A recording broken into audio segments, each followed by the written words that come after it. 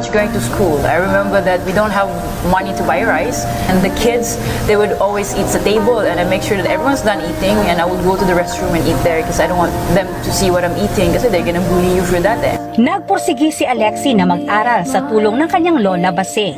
Pagkatapos ng klase ay diretso na siya sa palengke para tulungan ang lola niya na magbenta ng gulay.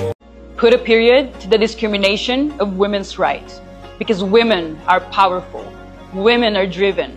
Women can do all. Putting a period to gender-based violence and discrimination.